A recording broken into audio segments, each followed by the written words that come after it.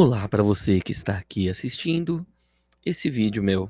Bom, eu sou o Yatá e sejam todos bem-vindos. Bom, hoje o assunto vai ser um pouco mais filosófico. Vamos embarcar numa análise filosófica do sentido da vida, utilizando como prisma os filmes de comédia, terror, um pouquinho de tudo, de 1910 até 2025, meio que temperada com humor negro e atravessando épocas e estilos. Mas não vai ser algo muito comprido, não. Vai ser só de Chaplin até Premonição, de Bruce Lee a Leslie Nielsen. Bom, o que eu posso dizer? A vida é uma piada trágica. Começamos pelos anos de 1910, 1930. Naquela época, o Charlie Chaplin fez do sofrimento um espetáculo cômico. Não porque a dor seja engraçada, como no slapstick, mas porque quando a vida insiste em te chutar, talvez o único gesto de dignidade possível seja levantar-se e tropeçar com estilo. Em tempos modernos, se não me engano, 1936, Chaplin é engolido literalmente por uma engrenagem, sendo cuspido de volta como se fosse uma peça inadequada para a máquina do sistema.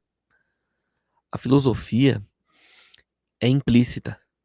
O ser humano, reduzido à sua função ali,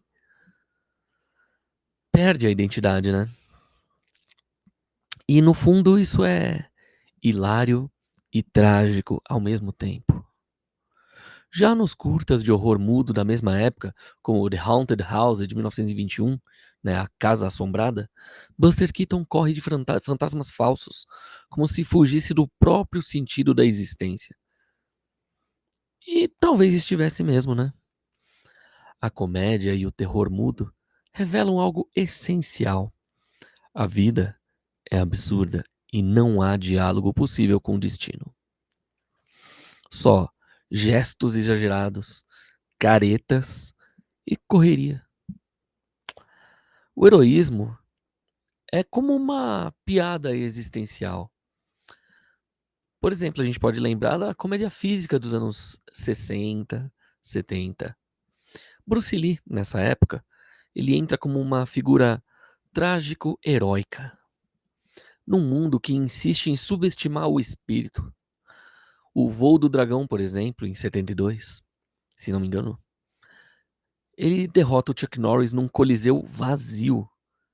Lógico que essa cena tem umas controvérsias aí, por causa da forma que foi gravado o filme, das autorizações e tudo mais. Mas essa luta no coliseu vazio é como se dissesse que, mesmo na glória da luta, o público do sentido da vida já foi embora. Faz tempo. Enquanto isso, Leslie Nielsen estreia nos filmes sérios antes de virar um mestre do nonsense. Planeta Proibido, em 1956, por exemplo. A ameaça é o subconsciente, o monstro do id, para quem entende mais de psicologia. Como se a vida fosse essencialmente um duelo com nossos próprios impulsos. Já nos anos 80, o Nielsen vai lá e assume o caos absoluto. Ele faz Corra que a Polícia Vem Aí, em 88, onde o mundo é tão ilógico que tudo que resta agora é rir. Lógico, a gente teve lá, apertem os cintos, o piloto sumiu. A gente teve a série do Esquadrão de Polícia, e aí, Corra que a Polícia Vem Aí. Um dos meus favoritos, inclusive. É quase o mesmo diagnóstico existencialista de Sartre, só que com piadas escatológicas, por assim dizer. O que a gente traz aqui? Uma lição filosófica.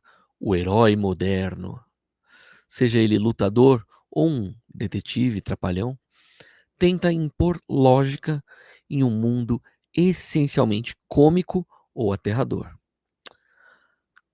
O fracasso é inevitável. e justamente por isso, glorioso. Agora vamos pensar na morte como roteirista fracassada, dando exemplos como o horror adolescente dos anos 2000, a franquia Premonição.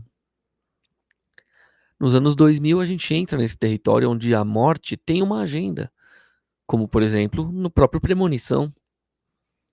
O sentido da vida não é construído, mas adiado.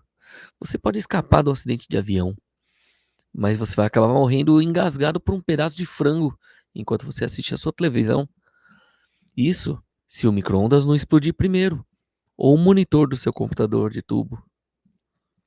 A mensagem é clara: a morte tem criatividade, mas nenhum senso de timing. Essa morte engenheira contrasta aí com o horror dos anos 80, como Sexta-feira 13, onde o assassino é quase uma força da natureza. O Jason mata porque sim, porque ele tá ali, né? Como uma quarta-feira chuvosa. Já a morte de premonição mata como se fosse estagiária de cinema experimental, usando escadas, cortadores de grama, linhas de pesca. Aqui, o terror assume um papel filosófico e irônico.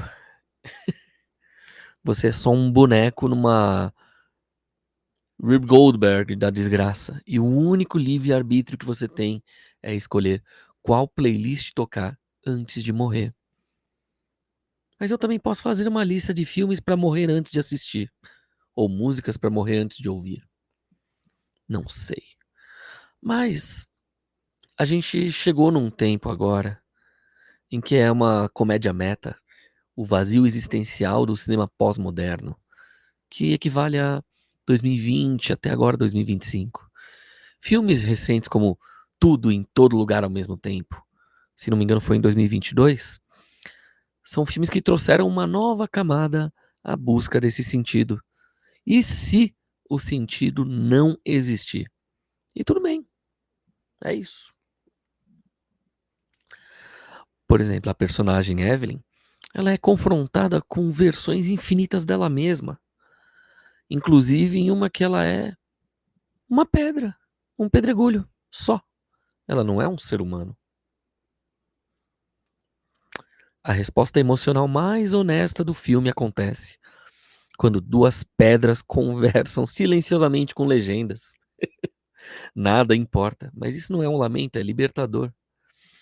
Filmes de terror como Megan, 2023, ou Fale Comigo, 2022, abordam temas de tecnologia e comunicação com mortos, como se a vida só ganhasse sentido ao cruzar com aquilo que a gente não compreende.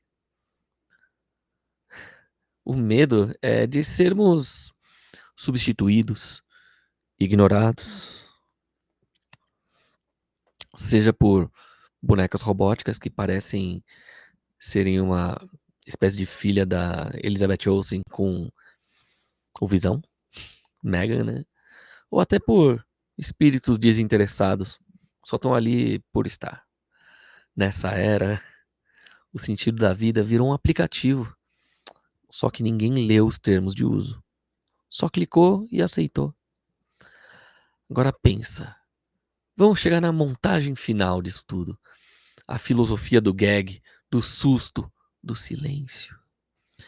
Unindo todos esses estilos e épocas, a gente pode chegar a algumas assim, possíveis conclusões sobre o que é o sentido da vida. E eu não digo do sentido da vida de Monty Python, não. Segundo o cinema de comédia e o cinema de terror, a gente começa pelo primeiro ponto. A vida é uma piada sem punchline. O Chaplin tropeça eternamente. Leslie Nielsen acha que tá num drama, mas é uma piada. Premonição mata o cara antes do clímax. Aí a gente tem o segundo ponto. O sentido da vida talvez seja resistir ao roteiro. Bruce Lee não aceita perder mesmo sem plateia. As Final Girls sobrevivem porque elas desobedecem às regras. A Evelyn em tudo, em todo lugar ao mesmo tempo. Ah, aprende a amar o caos. Mas chegamos no terceiro ponto. A morte é só mais um personagem, meio amadora, diga-se de passagem. Em Todo Mundo em Pânico, ela tropeça mais do que os vivos. Em Beetlejuice, de 88, ela faz fila na espera do além. Em Final Destination, que veio para o Brasil como premonição, tem mais estilo do que lógica. É interessante desse ponto. Aí vamos para o quarto ponto. Se a vida não tem sentido, invente um com trilha sonora. A dança de Chaplin, a música de A Vida é Bela, são formas da gente dizer ainda não acabou. A luta final na Operação Dragão é uma coreografia filosófica. Até nos piores filmes B, alguém grita corre! O chamado universal para continuar existindo. Mas a gente pode chegar em alguma conclusão nisso, né? No fundo, a vida, segundo o cinema da comédia e do terror, não precisa de sentido. Só de ritmo, timing e uma boa câmera na mão, né? A existência é um looping entre sustos, gargalhadas, mas é onde o riso e o medo são duas reações ao mesmo mistério. Por que estamos aqui? E o que acontece depois do fade out? Enquanto a resposta não vem, é melhor rir, gritar, tropeçar, improvisar. Como disse um personagem que provavelmente já morreu em algum filme qualquer, a vida é curta demais para se levar a sério, mas longa o bastante para fazer você se borrar de medo enquanto ri. É isso, filosofando de madrugada. Mas será que a madrugada é o fim? Ou será esse o sentido da falta de sentido da vida? Pense nisso.